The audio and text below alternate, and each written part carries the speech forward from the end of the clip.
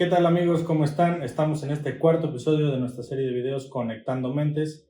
El día de hoy estamos en la presencia de un experto en este tema.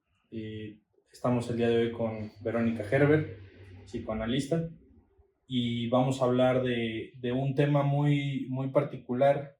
¿Cómo estás, Vero? Hola, buenas noches. Vamos a hablar de un tema muy particular y muy interesante, específico y pues puntual, que nos causa muchos tabús actualmente, muchas incertidumbres, porque actualmente dentro de la psicología escuchamos hablar sobre el psicoanálisis, escuchamos hablar sobre Freud, sobre Lacan, pero hay como muchos mitos que van rondando ahí alrededor de todo eso. En el discurso ahora escuchas que ya no está vigente, que es un método antiguo, eh, que no tiene un fundamento científico, y vas escuchando un sinfín de cosas que personalmente creo que de repente no están bien claras o a lo mejor no se exploran a profundidad. Y el día de hoy, hablando con una persona experta en el tema, la primera pregunta que me gustaría hacerte es, ¿cuál es la diferencia entre el psicoanálisis, la psicología? ¿Cuál fue primero? ¿Precede? ¿Nace uno del otro? Bueno, se habla mucho cómo es que el psicoanálisis influye en la psicología actual. Lacan, de hecho, a la psicología le llamaba psicología general, ¿no? En algún momento, bueno, ciertas cosas donde se atendía esto no existían. La psiquiatría era una ciencia por la cual se atendía a este tipo de padecimientos, le llamaban enfermedades mentales o enfermedades de los nervios incluso. Freud se enfrenta a una situación bastante compleja de rechazo, porque él identificaba que había más allá que solo las cuestiones localizacionistas, ¿no? Había que salirse de las cuestiones cerebrales para poder entonces encontrar un poco más allá. Él lo hizo. Hubo quienes ya estudiaban estas cosas. En Francia era Jean-Martin Charcot.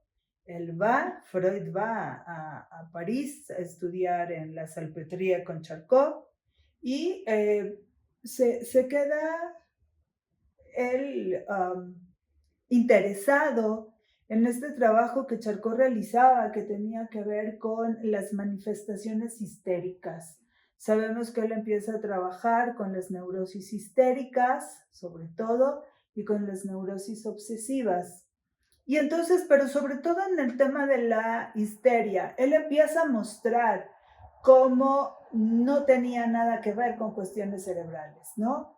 Y entonces nos lleva ahora a interesarnos, o bueno, pasa un tiempo para que él empiece a plantear las cuestiones inconscientes y romper con esta forma que se tenía de atender estas cosas solo a través de lo que se razona, ¿no? Estamos muy acostumbrados a pensar que la razón es lo que tiene validez. Si no has razonado, entonces las cosas no están bien, no te toman en serio, ¿no? Y entonces eso es una de las cosas que pasa con el psicoanálisis, ¿no? Mucha gente no le toma en serio porque el inconsciente no es algo que se pueda ver, no es algo tangible, no puedes abrir un cerebro y encontrar el inconsciente ahí. Y tenemos una gran influencia también de la psicología norteamericana, ¿no? Esto donde todo debe ser comprobable, donde todo debe tener un lugar identificable, porque si no, no cuenta. Es una influencia bastante fuerte y el psicoanálisis no se mueve en ese lugar. Se cuestiona mucho la vigencia del psicoanálisis y pues una forma muy rápida y muy sencilla de responder esto es: el psicoanálisis tendrá vigencia mientras el deseo tenga vigencia.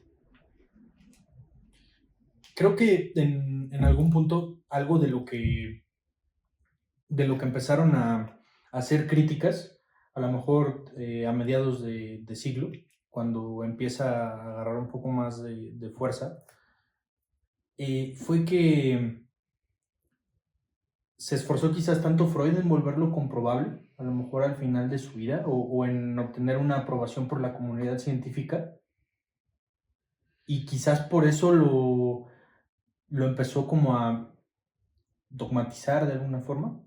¿Tú crees? Bueno, yo no estaría de acuerdo que él intentó dogmatizar. Yo creo que si hay algo de lo que se alejó Freud, es justo de que el psicoanálisis fuera visto como un dogma. Si no estaríamos hablando de una religión, ¿no? Algunos, no lo dudo, que tomen esta posición, pero entonces no estamos hablando de psicoanalistas, ¿no? Al psicoanalista no le interesa si le dan lugar de científico, que es algo que también se habla mucho, ¿no? Eso no es ciencia, es una pseudociencia. Habrá, no dudo, a quien se sienta muy ofendido por estas cuestiones, pero al psicoanalista no le importa. Al psicoanalista no le importa si alguien le da el reconocimiento de ciencia o no. Lo cierto es que es un método de investigación del inconsciente que funciona y que tiene resultados. No resultados comprobables, porque eso quién sabe qué es. Pero sí podemos nosotros en la clínica, después de un tiempo, identificar cómo el paciente se mueve de este lugar en que llega angustiado, con sus malestares. No quiere decir que la angustia y el malestar se le va a quitar, solo que va a hacer otra cosa con eso. Pero si te quedas solo en un lugar de queja y entonces yo te digo, mira, para que no te quejes, tú vas a tener que hacer estas tareas y entonces vamos a modificar todo este malestar que tú tienes para que ahora seas un sujeto feliz y funcional, bueno, pues está bien, funciona. O sea, la psicología funciona y funciona bastante bien. Que se Está vuelve la bien. administración de una píldora al final de cuentas, ¿no? O sea, Sí, muy basado en la medicina, ¿no? sí, y funciona, sí, tiene resultados, sí. Jamás yo me atreveré a decir que la psicología no funciona, la psicología funciona. Ahora, ¿cuál es el mejor? Pues eso sí, quién sabe, lo que le funcione a cada quien, Exacto. ¿no? Habrá quien le funcione el cognitivo-conductual, habrá quien le funcione el psicoanálisis, habrá quien le funcione el sistémico, pero no por eso quiere decir que hay que tomar una específicamente. Alguna ocasión estaba yo en un foro con algunas personas expertas y uno de ellos dijo, y esto no lo he dejado de pensar, porque recuerdo muy bien, un psicólogo, dijo, bueno, ahora que está de moda el cognitivo-conductual, y entonces eso a mí me hizo pensar en si nosotros entonces vamos a hacer intervenciones por moda. Entonces, si se trata de modas, pues sí, el psicoanálisis de moda no está. Sí, es esa parte que esclarece que también por eso hay muchas corrientes, por eso hay muchas escuelas, por eso hay muchas fórmulas y también incluso pues, en las intervenciones clínicas, pues en ciertos momentos del enfoque en el que estés fundado o estés estudiado, también hay ciertas cosas que ocupas y que sirven, como acabas de decir, ¿no? O sea, funcionan. Al final, contenciones, intervenciones. Mira, Diego, si hay algo que pasa en esta sociedad nuestra capitalista, es que justamente lo que a la cultura le interesa es que el sujeto sea funcional. ¿Qué quiere decir que sea funcional? Que produzca. Y que consuman. Bueno, si tú produces, entonces eres un sujeto que va a consumir, ¿no? Y entonces se inscriben o nos inscribimos en esta cuestión. ¿Qué es lo que pasa en el trabajo que se hace en el psicoanálisis? Pues quién sabe qué es ser funcional. O sea, quién sabe si el sujeto cuando habla, pues entonces se levanta al otro día, tiene su cama, se baña, se va a trabajar, tiene una mejor jornada y dentro de 3 meses regresa hecho papilla, ¿no? Porque algo del malestar en la cultura se le movilizó. Pero esta cuestión que personalmente critico mucho, donde nos movemos en una cultura que te exige ser feliz. tú tienes que ser positivo, ¿no? Únete al club de los optimistas, todo va a salir bien, vibra positivo, Haz ejercicio, come, come aliméntate bien. sanamente, consume solo productos orgánicos y entonces todo en la vida irá mejor. Puta, pues si eso funcionara así, nosotros hace mucho seríamos la gran sociedad, ¿no? Lo cierto es que cada vez que avanzamos más, evolucionamos más, esta cuestión eh, del sujeto hacia la destrucción que Freud habló en su momento, porque incluso a él le tocó vivir este lugar de los nazis, uh, y habla del malestar en la cultura y dice, bueno, pues nos acercamos, vamos a este lugar de pulsar por la muerte, ¿no? Tenemos este lugar de llevarnos a la destrucción y lo estamos viviendo ahorita. Esta ha sido una de las primaveras más calurosas que hemos vivido en muchísimos años, o por lo menos desde que yo tengo viviendo aquí en Puebla, jamás había vivido temperaturas de este tipo. Se pronostica, ¿no? Un verano de los más frescos que vamos a vivir en lo que nos viene. Entonces, eso nos habla de cómo los seres humanos, en lugar de ir a procurarnos un bienestar, nos movemos a este lugar que nos va a llevar necesariamente a destruirnos. Uh, Siguen teniendo hijos, habiendo un mundo que ya no tiene aire, agua, espacio, no, ¿qué te ofrece en este sentido? Nos ofrece mucho, científicamente y culturalmente nos hemos disminuido mucho, ¿no? Entonces, cada vez vamos acercándonos más a esto pero pues hay que ser felices, entonces pues yo me levanto y hago lo que tengo que hacer, ya de ahí el tema de la felicidad, pues quién sabe también, tu felicidad, pues quién sabe qué es para mí, lo que es para mí la felicidad, o para el joven que tenemos aquí enfrente, muy seriamente delante de nosotros, o sea, qué es cada paciente que llega busca este lugar de hacer lo que tiene que hacer y esperando que eso sea complaciente para alguien, Sí, ¿no? si con unas frases motivacionales pudiéramos eliminar el padecimiento humano, pues ya hubiéramos acabado con todas las enfermedades, los problemas, las situaciones. Claro, leía yo ayer una columna, hoy, una columna, de alguien que decía, ya, ya estoy hasta la madre de que todo mundo me diga que tengo que ser feliz, que tengo que sonreír, que tengo que echarle ganas, que confíe en Dios, que todo va a salir bien. Y coincido con esta persona, ¿no? El ir a este lugar de la oración, pues no nos ha sacado a este país y es un país que ora y ora bastante. No nos ha sacado de la miseria en la que hemos estado sumidos años, años, años y más años, ¿no? Eh, Está comprobado que, nos guste o no, estamos en una sociedad capitalista que nos exige trabajar, producir, para entonces, pues así tener una forma de bienestar más o menos cómoda, pero pues que con estas frases motivacionales justo que mencionas, pues no se logra, ¿no? O estas cuestiones de las vibras que estuvo muy de moda en un tiempo. ¿Por qué? Porque está ahí el malestar de este sujeto inserto en la cultura. ¿Qué es esto? Mi deseo nunca va a poder ser cumplido como yo espero que sea cumplido. Siempre va a quedar algo ahí fuera de esto y este cumplimiento que no se logra en su totalidad, sino solo en una parcialidad, pues entonces me lleva a inscribirme en este malestar. ¿Por qué? Porque la cultura me pone límite. Y que bueno, imagínate un lugar, un espacio, nosotros sin límite, ¿no? Es una locura. Sí, un desenfreno total de todo esto, ¿no? Me pensaba ahorita que decías de lo desenfrenado que se ha vuelto todo y hablaban, por ejemplo, ahorita el tema político, hablan de que se venía una dictadura y escuchaba en un reportaje no estamos viviendo una dictadura en México, la única dictadura que vivimos es la del capitalismo. Claro.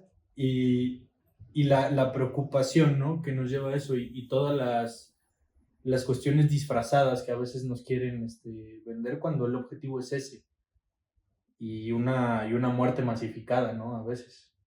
Claro, y funciona, ¿no? Funciona porque cada vez quieres un celular más sofisticado, un equipo de cómputo más sofisticado, un internet más rápido, que todo sea, vivimos, creo yo, una cultura Inmediata. que sí, que se mueve en la inmediatez, ¿no? Además, en las cuestiones light. Todo mundo quiere tener una relación light porque así no sufres, porque te garantizas pasarla bien un rato, pero sin compromiso.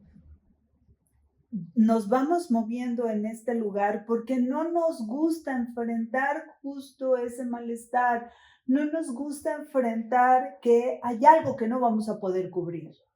No le gusta a la gente pensar en esto, ¿no? Por eso dicen el psicoanálisis es muy oscuro, es muy doloroso, pareciera que solo vas a sufrir, ¿no? Pues el sufrimiento ahí está, solo que hay quien dice, bueno, voy a hablarlo, ¿no? Hay quien se atreve a hablar de eso. En algún momento escuchaba yo una frase, ¿no? La vida es una porquería, ¿no? Y decía, la vida es una porquería y no sé cómo te sientes, pero estoy de acuerdo con eso. Sí, Y eso, bueno, a mí en lo particular me causaba un poco más de alivio que escuchar, échale ganas, camina. sí, el chaleganismo ha venido también a generar muchas problemáticas en estas cuestiones de las intervenciones psicológicas, ¿no?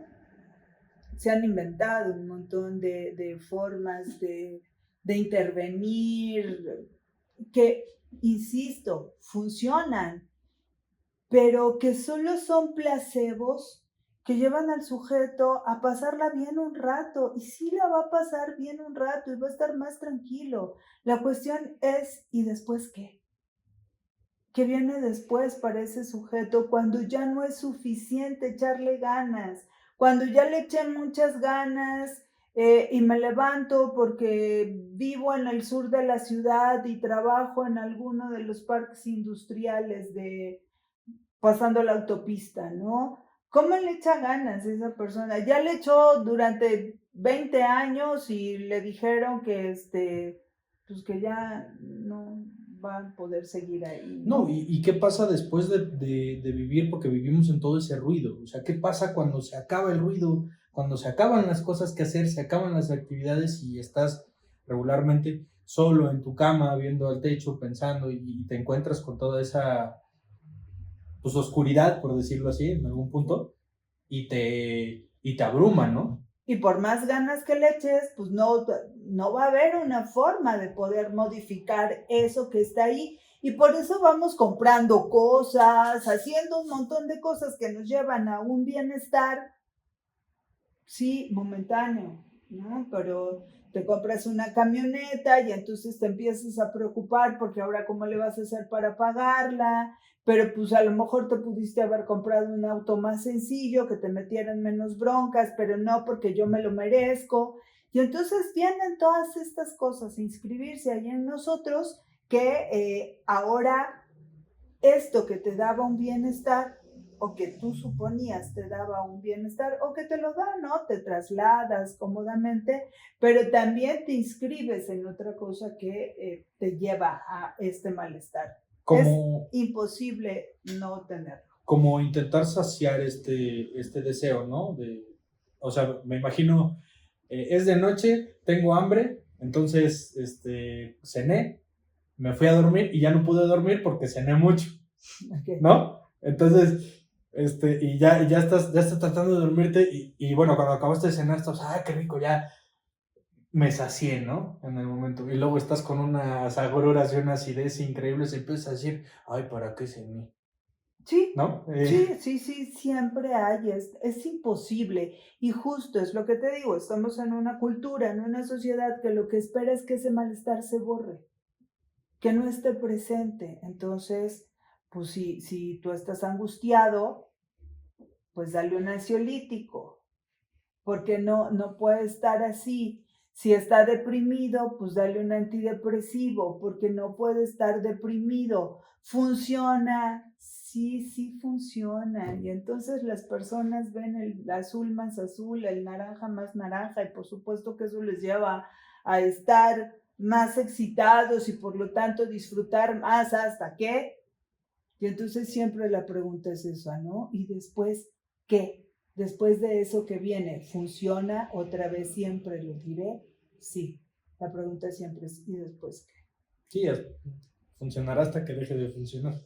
Claro. Hay un tema que va como de la mano en el coloquial por la parte del deseo, y es el malentendido general sobre la parte de la sexualidad, particularmente hablada desde Freud, porque es súper común escuchar que Freud decía las cosas de manera sexosa. Hay comentarios que vienen mucho desde el desconocimiento, ¿no? Y me gustaría preguntarte, ¿qué opinas ahí en esa parte? Mira, mucho de esto pasa también porque el psicoanálisis, creo que una de las problemáticas es que es atendido por personas que han estudiado psicología, pero no psicoanálisis. Y hay muy malas interpretaciones de Freud, muy malas interpretaciones. Uno de los errores que muchos cometen es querer leer a Freud a la letra, ¿no? Y eso es un equívoco para cualquiera que quiera incluirse en este tipo de cuestiones. Bueno, leer a Lacan en letra es una locura, ¿no? Pero Freud a la letra es imposible. Tenemos que ir a la lectura de Freud desde un lugar de interpretación. Entonces, quieren leerlo así. La sexualidad, nosotros también tenemos una deformación cultural donde la sexualidad exclusivamente tiene que ver con cuestiones coitales, ¿no? Lo sexual solo es coital, la excitación, hace rato dije excitación, la excitación solo tiene que ver con el preámbulo para coitar, ¿no? No quiero decir otra palabrota. Entonces, no es así. Cuando Freud habla de la sexualidad, nos habla de todo aquello que nos moviliza. Vamos a decir que la sexualidad del ser humano es su vida amorosa. Y no es su vida amorosa con su pareja, es con todos aquellos con los que establece un vínculo de su padre hacia su madre, de su madre hacia de su madre a su padre, de su padre a su madre, de su madre al hijo, del hijo a la madre, del padre al hijo, del hijo al padre, o sea, con los amigos, todo esto construye una historia del sujeto. Y en esa historia está incluida, esa es su historia amorosa, su vida amorosa, saber qué pasa con el sujeto, cómo sus pulsiones van hacia ciertos objetos, cómo los vive, cómo vive la frustración, cómo vive la castración, de la cual nadie quiere saber, y por eso es échale ganas, sé feliz, yo nunca me deprimo, porque para qué, el pasado ya pasó. Pero lo cierto es que estamos inscritos en este lugar de que algo nos falta. Si nosotros queremos ir por la vida pensando que lo que tenemos es todo, estamos completos, estás completo, tienes que ser feliz, ¿no? Que esto es un imperativo.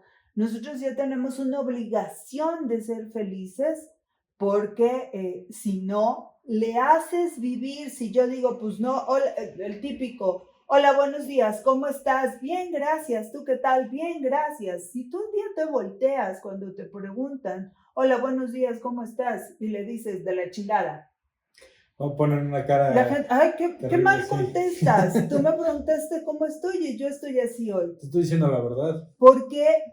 Porque si yo le contesto a Diego esto cuando me pregunta cómo estoy, lo que hago es hacerle saber a Diego que él también está castrado. Y si yo hoy tengo un día de la chingada, él también puede tenerlo un día. Hoy no, a lo mejor un día. o le recuerdo que ya lo tuvo. Y eso no nos gusta. No nos gusta vivir ese lugar porque todo debe estar bien, todo debe estar lícito. Hace un tiempo leía un texto de Byul-Chul Han donde hace una crítica a esta escultura de Jeff Koons, donde todo es perfecto, sin falla. Y entonces lo que Byul-Chul Han dice es, ¿y en qué momento le damos lugar a la falla? ¿Por qué no queremos saber de esto? Pues porque nos refiere a nuestra castración y nuestra castración es insoportable para nosotros. Y es a lo que le apuestan totalmente, ¿no? O sea, porque ya ni siquiera se vuelve un ignorarla, es como negarla o persuadirme de su existencia y decir no está. O sea, no, porque el discurso es tú tienes todo para salir adelante, tú tienes toda la capacidad adentro, ¿no? No estás alcanzando tu potencial, bueno, ¿y cuál es mi potencial, no? O sea, el mismo que el tuyo, tú sabes. El que te pide la empresa, el que te pide la universidad, el que te pide la sociedad, ¿no? Ese es el potencial que tú tienes que desarrollar, lo que ya está inscrito ahí. Te digo, este lugar donde tienes que ser feliz, tienes que. Entonces, si tú no eres feliz es porque no quieres, porque lo tienes todo. Mira, estás completo, eres alto, eres de ojo claro, entonces todavía tienes más posibilidades en una sociedad como la nuestra. Tienes todo. ¿Por qué no lo haces? Sí. ¿Y qué pasa si dices, pues, porque no quiero? Porque lo que yo quiero es ser filósofo. Sí. O el loquito del centro, que no hay mucha diferencia. Más, a veces. Ok. Siempre es difícil escuchar o hablar de estas cosas porque pareciera que hay muchos términos o muchas cosas que de repente no sabemos o no entendemos, pero creo que tiene que ver mucho con la apertura de esto que acabas de hablar sobre la castración, incluso, y la falta, incluso en el ámbito educativo, de que nadie se quiere saber que no sabe, o que no entiende, o que no tiene lo suficiente, ¿no? Que no hay ahí un tema. Y creo que por eso, más que hablar que es complicado más bien ponerse en esa posición de castrado en algunos momentos para poder entender ciertas cosas, ¿no? Claro, claro, o sea, mira, estamos también en una sociedad que nos exige siempre ganar, siempre ser el mejor, no fallar. Pero no nos enseñan, y los padres ahora tienen un papel bastante interesante en esta cuestión, donde lo que quieren es evitar la frustración de sus hijos a toda costa, que no vivan un lugar de no se puede, no se logra, no, tú eres un campeón, eres una princesa, cosa que a mí me genera mucho problema, ¿no? Donde los colocas en una posición donde pareciera que nada puede fallar para ellos. Nada debe fallar para estos niños y ellos no deben fallar tampoco en nada, ¿no? Claro que cuando enfrentas, no sé, una calificación reprobatoria, se vuelve un estallido de cólera porque como mi hijo no puede vivir estas cosas, déjalo que las viva. Y entonces, si tú lo enseñas a que para ganar hay que perder, entonces se inscribirá en otra posición subjetiva con respecto a lo que va a hacer en la vida. Por si todo es ganar, ganar, bueno, y el día que no, ¿qué? Una vez me hicieron un comentario en la escuela, es que no están motivados los niños, y esa es tu chamba. Fíjate cómo la comprensión general de lo que hace un psicólogo o alguien que trabaja en este tema es esa. Claro. O sea, ellos no están bien porque tú no los estás motivando, ¿no? Y la respuesta fue, pues, yo no hago eso, yo no motivo. Bueno, hay psicólogos motivacionales, ¿no? También hay coach y ya lo están También hay, prohibiendo en el mundo. claro, y les va muy bien, porque entonces a la gente con lo que le gusta vérselas es con esta promesa de que nada va a fallar. O sea, esta promesa de tú y yo siempre vamos a estar juntos, tú y yo siempre vamos a estar en una completud, nada nos va a faltar. Y entonces eso nos lleva también a vivir este lugar de castración de manera muy, muy violenta porque pues, la promesa no se cumple. Sí, y es el origen, ¿no? De esa angustia, ¿no? Tan, tan profunda o tan crítica en algunos momentos, ¿no? Como lo llaman en las crisis del desarrollo, las crisis de la edad, ¿no? Hablan sobre la crisis de los 30, de los 40, y hablándola un poquito desde este lado, pues digo, suena más lógico, más sensato, incluso, escucharlo como algo así, ¿no? Hace muchos años había una canción que estuvo en moda cuando estaba de moda el rock en tu idioma, que decía, nene, nene, nene, ¿qué vas a hacer cuando seas grande? La pregunta que todavía no se ha contestado, ¿quién sabe qué diablos vamos a hacer cuando seamos grandes? ¿No? Ese Miguel Mateos. Sí. Algo sabía. Sabía lo suyo. ¿Cuál sería el mensaje que te gustaría darle a las personas sobre el análisis y su importancia o diferenciación dentro del área clínica? Bueno, pues las personas, esta cuestión, tengo muchos amigos que se dedican a la psicología, tengo algunos amigos que se dedican al psicoanálisis. Y uno de ellos me decía, yo no puedo pensar, y es uno de mis mejores amigos al que yo quiero mucho, pero me decía, yo no puedo pensar que alguien se pase todo el tiempo con un mismo terapeuta. Bueno, para empezar no es terapeuta, pero pues llevas una historia construida con ese también, ¿no? También ahí hay quienes van de uno en otro, en otro, en otro. Hay quien promete que en 14 sesiones, 10 no sé cuántos son, breves. quedan listos y ahora a sacarle brillo al yo para que vayas más tarde a enfrentar a esta cultura. Y cuando se te vuelva a opacar, pues le vuelves a sacar brillo, ¿no? Y entonces puedes sacar el pecho adelante y resolverlo todo. Pero cuando te enfrentas con algo que no puedes resolver, te quiebras, ¿no? Cuando vas ahí a este lugar de sesiones analíticas donde llevan a una posición de enfrentarte justo con esto, con la incompletud, con que algo va a faltar siempre y asumir que ese lugar de perfección, de completud, de no falta nada, te lleva a otra posición.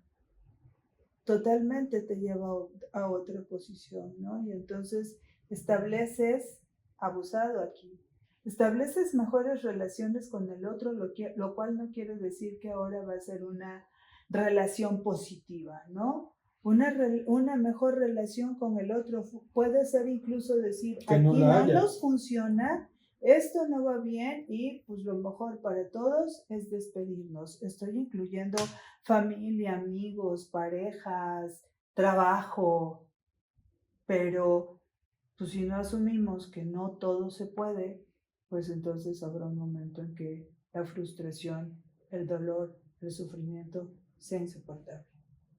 Es como este tema del perdón, ¿no? O sea, hacen una insistencia enorme en decir tienes que perdonar, tienes que perdonarte. Y bueno, y si no, pues a veces es mejor si no perdonas algo, ¿no? O sea, no precisamente lo tienes que ceder.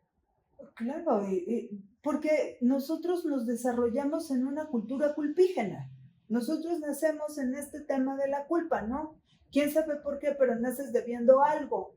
Entonces ya desde que naces debes algo, ¿no? Y tienes la culpa de lo que sea. Y entonces, si tú no eres un buen hijo, pues eres culpable de que tus padres sufran. Si tú no eres buen padre, pues entonces eres culpable de que tus hijos sufran. Y así, y así, y así, y así, y Y la así. culpa es de tu papá. Y entonces, ¿qué tienes que hacer? Pues asumir una posición de aquello de lo cual tú eres responsable y te puedes hacer cargo, y de lo que no, no. Lo que no te toca, no puedes hacer nada, porque no te toca a ti. Y muy a modo de conclusión o de cierre, creo que a eso va con la impopularidad, creo, de este método, ¿no? Diciendo el nombre de una de las películas sobre esto, el método peligroso, o un método peligroso, ¿no? No la vi afortunadamente, pero te quiero creer que sí. Sí. Y creo que a eso va. Va a que, pues claro, donde vas a llegar a decirte incómodo, donde vas a llegar a escucharte a ti mismo decir algo que te incomoda, porque no llegas a que te diga el analista, la persona que está ahí, a decirte lo que tienes que hacer o la respuesta. Claro. Y lo dices tú, y entonces te metes el golpe tú solito, ¿no? Claro, eso lo que acabas de decir es súper importante, ¿no? La gente no le gusta escucharse. Quiere que el otro le diga qué hacer. Entonces, si yo voy y el otro me dice lo que tengo que hacer, porque así es como me va a ir mejor, está bien. O sea, sí, sí está bien, pero entonces el responsable de que funcione o no funcione es el otro.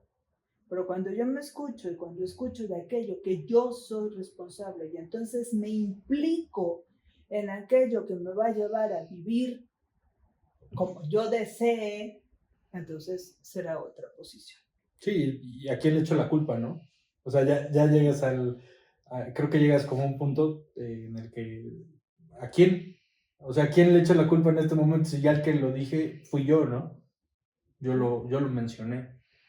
Sí, creo que sería un poco el cierre o la respuesta de por qué es tan impopular el método, ¿no? Así es, a la gente no le gusta saber de lo que es suyo. Bueno, pues muchísimas gracias por la plática, muchísimas gracias por compartirnos aquí un poquito una pequeñita parte de lo que sabes, de lo que has estudiado y de la manera en la que lo explicas también, porque eso también cuenta mucho en este tema, ¿no? Y pues ya no estén tristes, chavos. Nos vemos hasta la siguiente. Gracias, Diego. Buenas noches.